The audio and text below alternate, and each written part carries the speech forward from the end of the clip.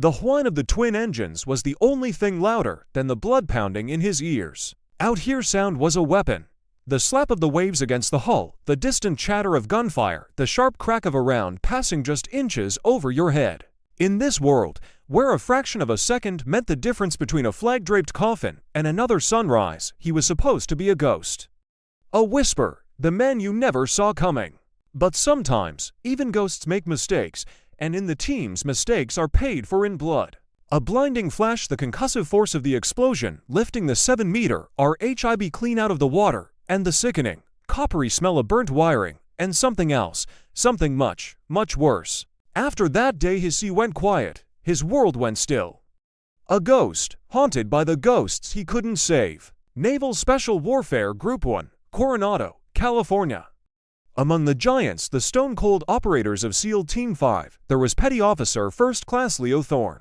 Cal sign, Doc. He was the Teen Special Operations Combat Me Dick, their 18 Delta. But within the platoon, no one really called him by his rank or even his cal sign. To them he was just the patch kit, the human band-aid. He existed in the background. Despite a wiry frame built for endurance, he had a way of shrinking, of becoming part of the gear-strewn bulkhead. He was a man of few words, and even fewer expressions. He never spoke unless spoken to, and even then, his answers were clipped, precise, and devoid of emotion. Most of his conversations were a series of grunts and one-word affirmations during a pre-mission brief. His only tasks, it seemed, were to maintain his medical kit with surgical precision and to be exactly where he needed to be when a call of man down ripped through the air. Thorne gear check complete. Affirmative, Master Chief. No issues with the narc kits? None, Master Chief, all present. This was the entirety of his usual exchange with the platoon's living legend, Master Chief Elias Vance, cal sign, Forge. Forge was the quintessential SEAL, a warrior carved from granite and gunpowder. He'd led men through the worst hellholes on Earth, from the mountains of Afghanistan to the jungles of the Philippines. He commanded with a force of will that felt like its own weather system. He had neither the time nor the inclination to care who his medic was beyond his qualifications. To Forge, Doc Thorne was a function, a critical piece of equipment like a rifle or a radio. A necessary tool to keep the real weapons in the fight. The platoon's lead breacher, a senior chief named Hammer, found Thorne's quiet nature unsettling. Doc, he'd grumble while cleaning his rifle. You got the easiest job in the world, you know that. Stay in the back, wait for one of us to screw up, he'd squint. What did you do in the real world, man? Work in a library? Thorne wouldn't answer. He'd just continue methodically inspecting the seals on a waterproof case of medical supplies. His hands, though steady and clean, bore the faint, silvery lines of old scars and the deep-set calluses of a life spent holding on to something tight. No one ever noticed. Tucked away in the bottom of his footlocker, buried beneath spare uniforms and regulation manuals, was a single, salt-stained key on a worn leather fob. It wasn't a car key. It was a kill switch lanyard for a high-performance marine engine. Sometimes, late at night, when the base was quiet except for the distant sound of the surf, he'd hold it. He'd close his eyes and see not the dark Coronado night, but the blinding glare of the Miami sun on the water. The roar of 1,000 horsepower exploding to life. The adrenaline-soaked chaos of the starting line. And the flash from that one, final race, the one that took everything.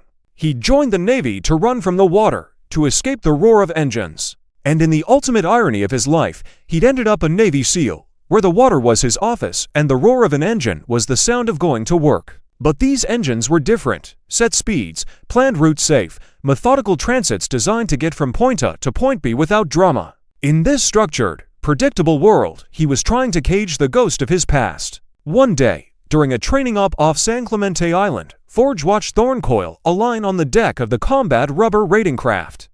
He did it with an economy of motion that was almost unnatural. Thorne, Forge barked, his voice cutting through the wind. Where'd you learn to handle a line like that? Here and there, Master Chief. Grew up on the water. HMPH, you're neat, I'll give you that.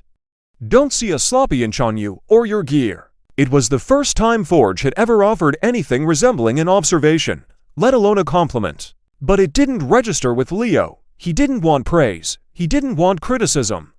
He just wanted to do his time, serve his contract, and let the tide of his life pull him quietly back out to sea. He had no idea that fate had no intention of letting him be just a medic. The cage he'd built was far too small to hold the phantom of the open ocean. A joint training exercise was scheduled in the Saurian archipelago, a string of contested islands in the South China Sea. It was billed as a partnership-building mission with the local maritime forces. SEAL Team 5 was the main event. Gear demonstrations, small unit tactics exchanges, and a series of live-fire drills. Master Chief Vance was the ranking enlisted man on the ground, the guest of honor. On the day of the main exercise, Leo was up to hours before anyone else, checking his medical supplies, chest seals, tourniquets, plasma kits. He laid out his gear like a priest preparing for mass, ensuring every single item was perfect. His hands moved with a practiced, almost reverent grace. To him, his medical kit wasn't just equipment, it was his penance, his promise. In any situation, his gear had to be perfect. That was the only lesson he'd salvaged from the wreckage of his past. It was both a professional ethic and a personal obsession. The rendezvous point was a remote, dusty port on a jungle-fringed island. American SEALs, local commandos, and a handful of diplomatic observers mingled under the oppressive humidity. Master Chief Forge stood with the local commander, a wiry, sharp-eyed colonel, observing the drills. Leo, as usual, stayed near the back, by their designated exfil Bota SOCR, a special operations craft riverine.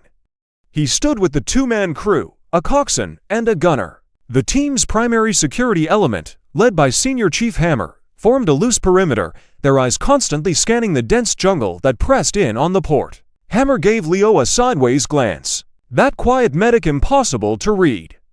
Hammer didn't like it. A SEAL should have fire in his eyes. A controlled aggression. Leo Thorne had nothing. Just a deep, unnerving calm.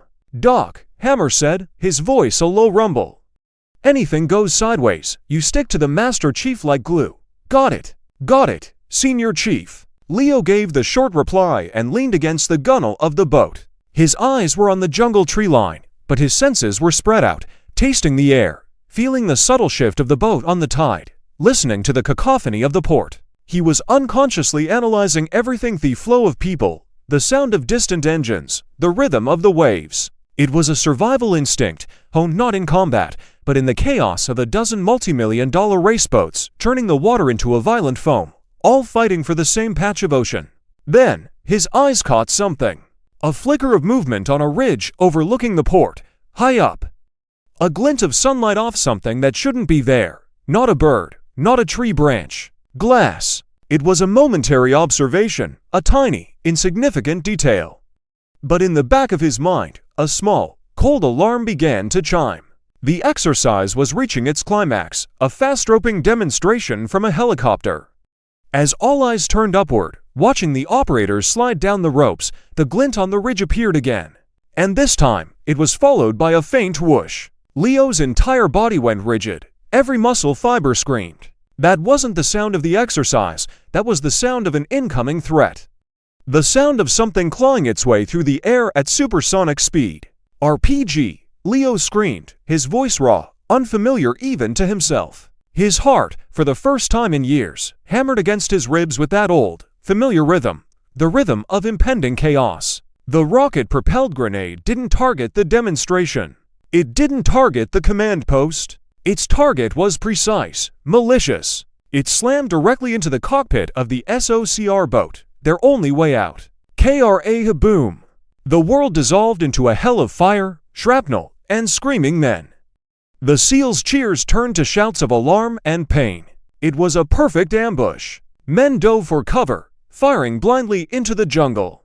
Hammer was already yelling, directing a base of fire, trying to regain control. Contact front, get the Master Chief to cover." The security team grabbed Forge, pulling him behind a stack of concrete barriers. But the ambush wasn't a simple hit, it was a coordinated assault. Heavy machine gun fire erupted from the jungle, pinning them down. Mortar rounds began to fall, turning the port into a slaughterhouse. Their exfil route was a burning wreck. Their communications were being jammed. The local forces, caught completely by surprise, were in disarray. It was absolute, perfect chaos. The SEALs were trained for this, but in the swirling vortex of smoke and death, they were struggling to organize a defense. Hammer shouted into his radio, trying to get a medevac, but all he got was static. "We need to get him out of here. Find another way out. Now." But their path to the sea was blocked by the burning wreckage of their boat and a curtain of lead. And in that moment, in that 10-second window of pure pandemonium, Leo Thorne was already moving. From the moment he heard the RPG's launch, he was calculating, predicting. He wasn't frozen in shock. He was running. Not towards the Master Chief, not towards cover. He sprinted past Hammer and the others, zigzagging through the chaos, heading in the opposite direction towards a rickety wooden pier where a handful of civilian boats were tied up. In his hand, somehow, was a length of wire he'd stripped from a damaged radio set. His eyes were no longer empty, they were blazing. The same sharp, analytical eyes that had once dissected a race course at 150 miles per hour, seeing every wave, every gust of wind, every opponent's weakness. Get clear. It was the first order he had ever yelled in his life. He vaulted over crates, his movements fluid and certain. The invisible man was gone. The ghost of the open water was walking back into hell. Leo didn't hesitate. He ran straight for the sleekest, fastest-looking boat tied to the pier, a civilian cigarette boat, long and narrow, clearly built for speed, not comfort. He didn't have a key. He didn't need one. He vaulted over the side, dropped into the cockpit, and ripped open the console panel with a pry bar from a nearby toolbox. Sparks flew as he jammed the wires together. It wasn't a technique he learned in the Navy. It was the trick of a desperate man who knew engines better than he knew himself. Vroom! The twin engines roared to life with a throaty growl. He'd used the ambush to create a new escape route. "What the hell is Thorne doing?" Hammer yelled, but Leo didn't hear him. He spun the boat around, the stern kicking out a massive wake, and expertly maneuvered it to the end of the pier closest to the pinned-down SEALs. "Forge, get on!" he screamed over the engine's roar. He shoved the wounded coxswain he dragged with him towards the stern and took the helm. His hands fell onto the throttle and steering wheel, not like a stranger, but like a lover returning home. "Let's go! On board, now!" His eyes, burning with an intensity no one had ever seen, locked onto Forge. Overwhelmed by Leo's sudden command presence, the team didn't argue. Hammer and the others laid down, covering fire as they dragged the Master Chief and their wounded onto the boat. Forge was shoved into the seat next to Leo. "Doc, get us to the designated rally point." "Fast as you can," Forge commanded, his voice strained. Leo didn't answer. He was looking at his mirrors, at the water, at the enemy gunboats, now swarming from hidden coves around the harbor. His mind was a supercomputer, calculating vectors, wind speed, wave patterns, and escape routes. A three-dimensional map was exploding in his head. "Hold on," was all he said. His voice was cold steel. The next second, the boat didn't just accelerate, it launched. Scree! The propellers bit into the water, lifting the bow high. It wasn't a normal departure. It was a whole-shot start, a racing technique to get maximum acceleration from a dead stop. The boat rocketed forward, straight towards the narrow, treacherous gap between the burning wreckage of their SOCR and the concrete pier. "Og!" Hammer yelled as the side of the boat scraped against the pier, sending up a shower of sparks and splintered wood. Leo didn't even flinch. He threaded the needle with inches to spare. Now, they were in open water, but it was a hornet's nest. Enemy gunboats were converging, their .50 caliber machine guns spitting fire. There was no time to think. Leo cranked the wheel, his movements impossibly fast. The boat heeled over, carving a turn so sharp it felt like it would tear itself apart. It weaved between the enemy boats, using their own wakes to throw off their aim. A hard rudder turn to port, a full throttle burst to starboard. He was dancing with death. These weren't military evasion tactics, this was something else entirely. Something wild, instinctual, and brilliant. In the seat beside him, Master Chief Forge held onto the grab handle with a white-knuckled grip. He had survived firefights on for continents, but he had never felt anything like this. The boat felt alive, an extension of the quietest's will, finding paths where none existed. He glanced at the man he had dismissed as a mere patch kit. The empty, placid gaze was gone. In its place was a fiery concentration, a look of pure, predatory focus mixed with a terrifying ecstasy. "Who the hell is this man?" The thought escaped Forge's lips as a breathless whisper. Leaving a trail of chaos and confused enemy gunners behind, the cigarette boat hit the open sea and vanished into the waves, its engines screaming a song of impossible escape. They had escaped the harbor, but they were far from safe. The entire archipelago was hostile territory. The ambush had crippled their communication network, and the sky was buzzing with the sound of an enemy helicopter hunting for them. "Doc, that main channel is a kill box," Hammer yelled from the back, pointing towards the wide, obvious escape route. "We gotta find a side channel, somewhere we can hide." Before Hammer could finish his sentence, Leo wrenched the wheel, sending the boat careening towards a narrow, jagged passage between two cliffs that looked barely wide enough to fit a canoe. "Are you insane? We'll be ripped to shreds in there." But Leo's ears were deaf to his warnings. His eyes weren't just on the path ahead. They were scanning the cliff faces, the water currents, the telltale signs of submerged rocks. As the passage narrowed, an enemy gunboat that had followed them was forced to slow down, its wider beam a disadvantage. Leo did the opposite. He pushed the throttles forward. "He's nuts." Just before the bow of the boat was about to smash into a rock wall at the end of a blind canyon, Leo spotted a small waterfall cascading down the cliff face. He aimed directly for it. The boat smashed through the curtain of water and into a hidden lagoon. He'd seen the subtle discoloration in the water, the sign of a freshwater outlet, and gambled that there was a cave behind it. The engine sputtered as he cut them, and the sudden silence was deafening. What in God's name?" Hammer stammered, looking at the medic with a mixture of terror and awe. Forge just stared. He was done being surprised. He was now simply trying to process. He unbuckled himself and moved to the helm, his eyes locking on Leo's. "That's enough. I want an answer, not some here and there bullshit. Who are you?" Leo's shoulders slumped. The adrenaline was fading, leaving the quiet, haunted man in its place.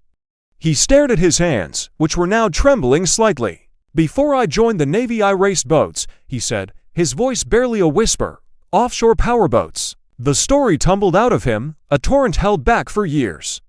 He spoke of a life before the Navy, a world of sponsorships, roaring crowds, and $100,000 purses. He had been a prodigy, a natural on the water, known for his aggressive, almost clairvoyant ability to read the sea. His callsign then wasn't Doc, it was Ghost. He'd appear from nowhere to snatch victory. "I had a rival," Leo continued, his voice tight with pain.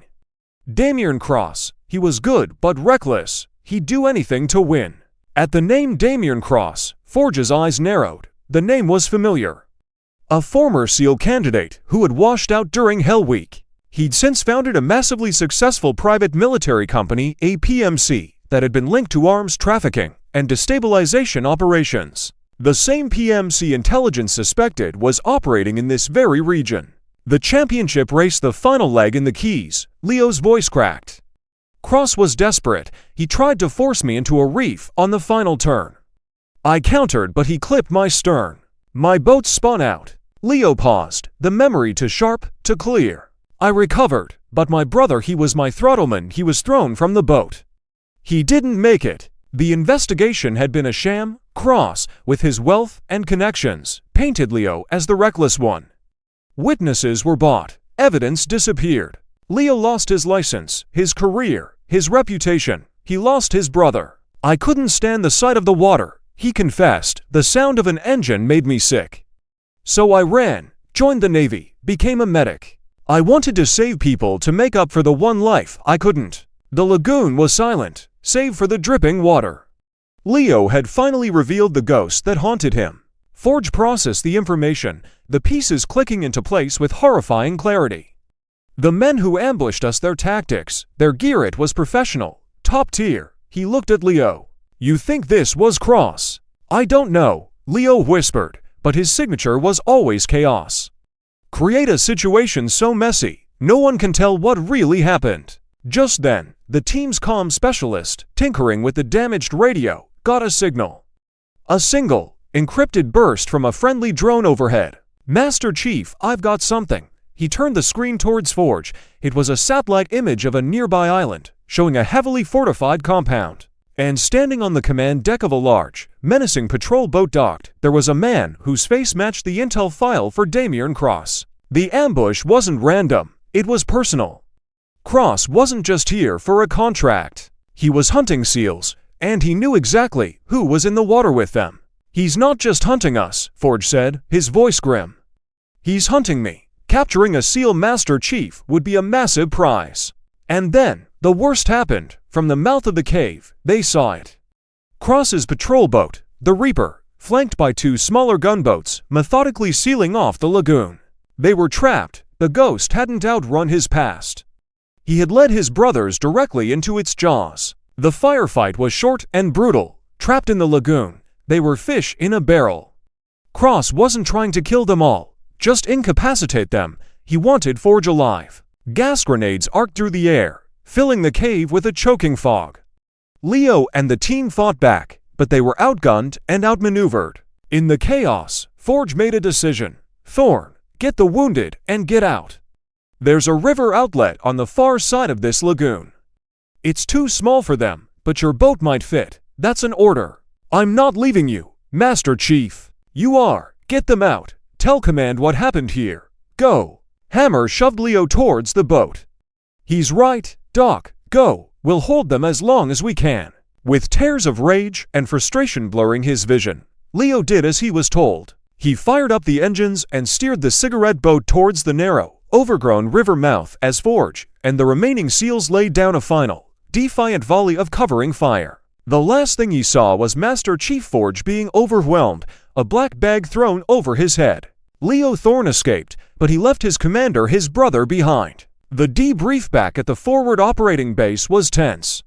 A room full of grim-faced officers and intelligence analysts listened as Leo recounted the events, his voice a dead monotone.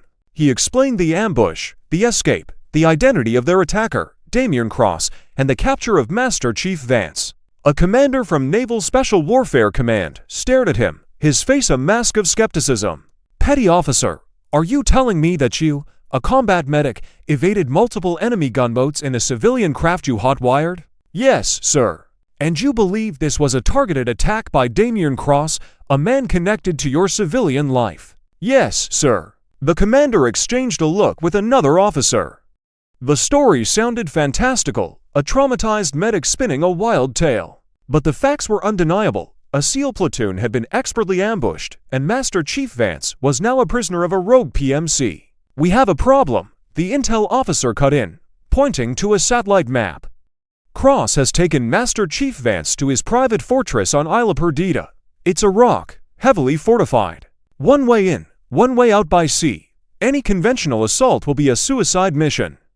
He'll see us coming from 10 miles away." The room fell silent. They were stumped. They couldn't risk a frontal assault, but they couldn't leave a Master Chief in enemy hands. Leo, who had been silent, spoke up. His voice was quiet, but cut through the tension like a knife. "He'll be expecting a conventional assault. He'll be watching the air and the deep water channels." Leo stepped forward and pointed to the map. "But he won't be watching the shoals or the shallow reefs. He thinks they're impassable." "They are impassable, petty officer," the commander said dismissively. "Not for the right boat," Leo said, his eyes locking with the commander's, "and not for the right pilot." The room was still. The officers were looking at him now, really looking at him for the first time. The quiet medic was gone. In his place stood a man with an unnerving confidence, a man who spoke the language of the sea in a way they couldn't comprehend. "What are you suggesting, Thorne?" "You have to draw his main forces away from the island," Leo said, his plan forming in real time. "Create a diversion so loud, so audacious, he has to respond. While his heavy gunboats are occupied, a small team can infiltrate the island from the blind side." "A diversion? With what or who?" Leo took a deep breath. "Me." He looked around the room. "I know how he thinks. I know how he races. He's arrogant. If he sees a target he thinks he can crush, he won't be able to resist going after it himself, especially if it's me." An idea sparked in the intel officer's mind. He typed furiously on his laptop, "Sir, Project Spectre." The commander's eyes widened. "That thing's not even field tested. It's a prototype. It's a high-speed, low-observable stealth boat," the officer explained to the room. "Designed for exactly this kind of scenario. It's fast, agile, and has a minimal radar signature. It's our only shot." The commander looked at the prototype specs, then back at Leo. It was $1 billion piece of experimental tech. And he was going to hand it over to a combat medic with a ghost story? It was insane. It was desperate. It was the only plan they had. "Get him the boat," the commander ordered. "Petty Officer Thorne, you're about to become the most expensive decoy in naval history. Don't screw it up." The Spectre was less a boat and more a shard of obsidian given life. Housed in a floating, covered dry dock, it rested in the water like a predator waiting to be unleashed. Its hull was a series of sharp, radar-defeating angles coated in a matte black paint that seemed to drink the light. It had no visible cockpit, just a sleek, armored canopy. Senior Chief Hammer, who had been rescued in a later sweep, was assigned to be Leo's co-pilot and weapons operator. He looked at the Spectre, then at Leo, his expression a mixture of doubt and grudging respect. "You sure you can handle this thing, Doc? It's not exactly a fishing skiff." Leo didn't answer. He ran a hand along the boat's chine, feeling the cold, smooth composite material. He could feel it, the thrum of potential energy within its frame. This machine had a soul, a wild, untamed spirit, just like the boats he used to race. "Can I take it for a spin?" he asked, the first hint of a request, of desire, in his voice. The test run was short, but it was enough to silence every skeptic.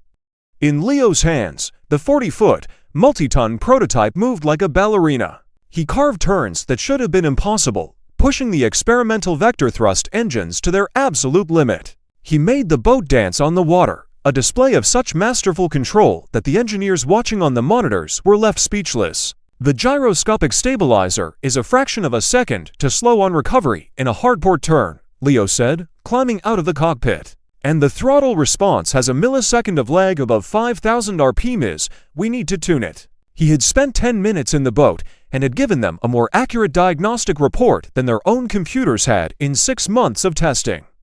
Hammer just shook his head. "I'll be damned." They spent the next 12 hours modifying the Spectre, tuning it to Leo's exact specifications. He worked alongside the engineers, a man possessed, transforming the prototype into an extension of his own body. As dawn broke on the day of the operation, Leo climbed into the cockpit. Hammer settled in beside him.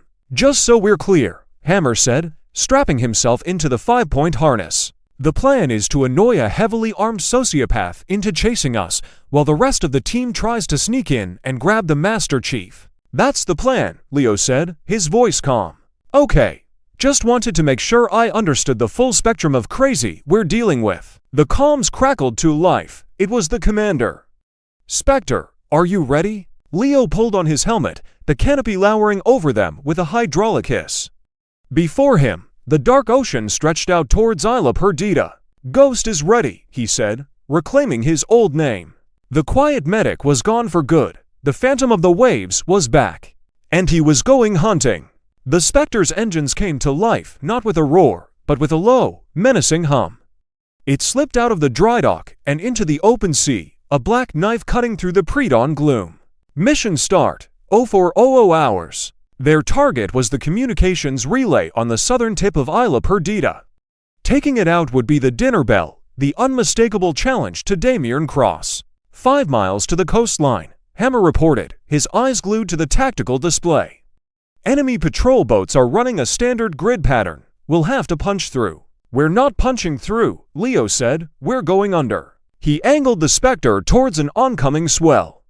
Just as the wave crested, he hit the throttle, launching the boat up its face. For a breathtaking second, they were airborne, soaring over the enemy boat that was hidden in the trough of the wave. They landed with a bone-jarring slam on the other side. "Jesus Christ, Doc," Hammer yelled. "A little warning next time." Leo was already lining up his next move, weaving the Spectre through the patrol grid like a phantom.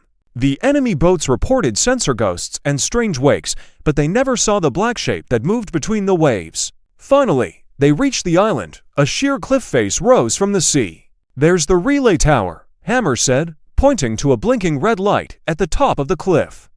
"The team is waiting for us to take it out. That's their signal to move in." Leo brought the Spectre to a dead stop just outside the surf zone.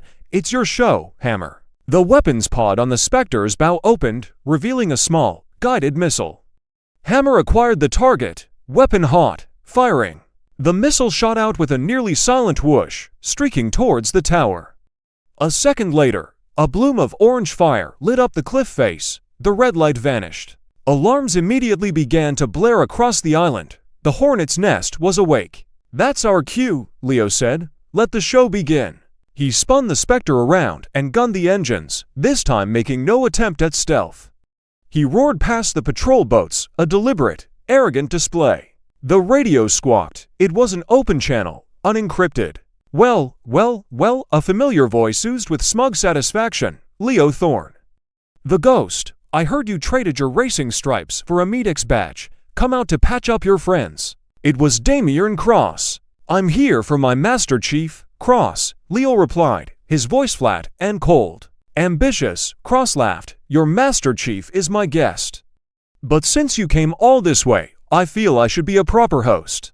Let's see if you still have it, Ghost. Let's have one last race." "Name the course," Leo said. "Follow me." Cross's voice crackled. "The finish line is hell." Cross's flagship, the Reaper, a heavily modified and armored patrol boat bristling with weapons, slid out of the main harbor. It was bigger, heavier, and more powerful than the Spectre. This wasn't just a diversion.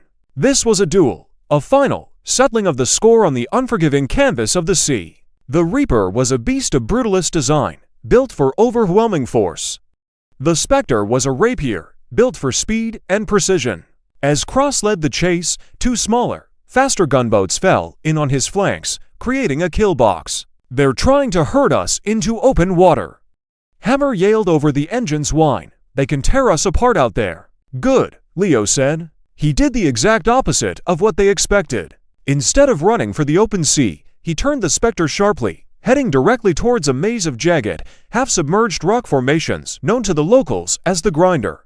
"Doc, are you insane? The charts say that's a marine graveyard?" "The charts are for sailors," Leo shot back. "I'm a racer." He pushed the Spectre into the labyrinth. The sleek black boat slid through channels barely wider than its beam, the rock walls a blur on either side. Cross, blinded by arrogance, followed him in. The larger Reaper was immediately at a disadvantage, forced to slow down, its movements clumsy and restricted. The smaller gunboats, however, were still a threat. "Gunboat on R6, closing fast," Hammer warned. Leo glanced at his display, then at the churning water ahead. He saw ITA large, submerged rock just below the surface. He steered the Spectre directly towards it, then at the last possible second, used the boat's vectoring thrust to slide around it. The pursuing gunboat pilot, not seeing the danger, followed Leo's original line. There was a sickening crunch of metal on rock, and the gunboat was ripped open, sinking in seconds. "One down," Leo said, his voice devoid of emotion. He continued his deadly dance through the Grinder, using the environment as his weapon. He scraped the Spectre against a rock wall, sending a shower of sparks to avoid a volley of machine gun fire. He used the echo of his own engine off a canyon wall to mask his position before bursting out from a side channel and T-boning the second gunboat, sending it spinning into a cliff. Now, it was just him and Cross. The hunter and the hunted had become two predators circling each other in the arena. "Clever, Leo, very clever." Cross's voice boomed over the open channel. "But you just ran out of tricks, and you're out of room." He was right. They had reached the end of the maze. Ahead of them was a small, dead-end cove, surrounded by sheer cliffs. They were trapped. "Team Alpha, what's your status?" Leo whispered into his private comm. "We're in," came the reply. "We've reached the compound. Diversion worked perfectly. We're moving on the target building now." Leo took a breath. He had done his job. Now he just had to survive. The Reaper blocked the only exit, its heavy cannons taking aim at the Spectre. "Know where to run, Ghost," Cross gloated. Leo looked at Hammer. "You trust me?" Hammer looked at the cannons of the Reaper, then back at the impossible calm in Leo's eyes. He gave a grim nod. "Hell, Doc, I stopped questioning your sanity about 10 minutes ago." "What's the plan?" Leo pointed to the water at the base of the cliff. "Hold on." He didn't try to run. He didn't try to fight. He gunned the engine and steered the Spectre directly at the cliff face. Cross laughed. "Giving up? A suicide run? How pathetic." But Leo wasn't aiming for the cliff. He was aiming for a massive wave that was rebounding off the cliff face, creating a unique, powerful surge. He hit the surge at the perfect angle, using its incredible force to launch the Spectre up and over a low-lying section of rock they had passed earlier. The boat went airborne, a black missile against the gray sky, clearing the rocks and landing in the channel behind the stunned Damien Cross. By the time Cross could swing the Reaper's heavy cannons around, the Spectre was gone, a fading hum in the distance. The ghost had vanished once more. But the race wasn't over. The final move was yet to be played. Leo didn't run far. He circled back, using the island itself as cover, his eyes glued to the tactical display. Team Alpha, status report. We have the package. The voice came back, strained. I repeat, Forge is secure. But Cross's men have us pinned down at the exfil point. We can't get to the extraction sub. Leo's jaw tightened. He had gotten them in. Now he had to get them out. He looked at Hammer. Time to end this. He pushed the Spectre's throttles to the firewall and raced back towards the main harbor. Cross, enraged at being tricked, was coming out to meet him. This time, there were no tricks, no terrain to hide in. It was a straight-up, open water fight. You can't run forever, Leo, Cross screamed over the comms. I'm not running, Leo replied, his voice a low growl. I'm coming for you. The two boats charged at each other like jousting knights. Hammer opened up with the Spectre's 25mm cannon, streams of tracers reaching across the water. The Reaper answered with its own heavier guns, the shells kicking up massive geysers around the Spectre. Leo weaved and dodged, his control of the boat so absolute it seemed to defy physics. But the Reaper's armor was too thick. The Spectre's cannons were barely scratching the paint. We can't punch through his armor, Hammer yelled. We don't have to, Leo said. He pointed at the Reaper's stern. Every race boat has a weakness. Too much power, not enough cooling. He always ran his engines to hot. Leo steered the Spectre not away from the Reaper, but alongside it, entering the most dangerous possible position. They were side by side, trading blows like heavyweight boxes. He was waiting for his moment. Cross, furious, tried to ram him. Leo swerved, letting the Reaper's bow wave lift his own boat. Then he saw it. On the side of the Reaper's hull, near the stern, was a large water intake vent for the engine's cooling system. Hammer, target that vent, full auto. Hammer didn't question it. He slewed the cannon and unleashed a furious barrage. The explosive rounds tore into the vent, shredding the grating. For a moment, nothing happened. Then, a thick cloud of white steam erupted from the Reaper's engine compartment, followed by the high-pitched scream of melting turbines. Cross's flagship boat, starved of coolant, was tearing itself apart from the inside. It slowed, listing to one side, helpless. The duel was over. With the Reaper disabled, the path was clear. Leo raced the Spectre to the exfil point, laying down a curtain of suppressing fire that allowed Team Alpha and Master Chief Forge to dash from their cover and onto the waiting submarine. As the sub slipped beneath the waves, the Spectre was the only friendly asset left on the surface. The job was done. The sun was beginning to rise as Leo piloted the battered, smoking Spectre back towards the rendezvous point with the main naval task force. He felt a profound emptiness. The revenge he thought he wanted felt hollow. All that remained was the exhaustion, the grief, and the quiet hum of the engines. When they reached the fleet, Master Chief Forge was waiting for him on the deck of the command ship. Leo, covered in soot and grime, climbed wearily out of the cockpit and onto the deck. He came to attention, ready to give his report. Forge didn't wait for it. He stepped forward and pulled his medic into a rough, one-armed embrace. You did good, Doc, Forge said, his voice thick with an emotion Leo had never heard from him before. He pulled back, his hand resting on Leo's shoulder, his eyes meeting Leo's. I was wrong about you.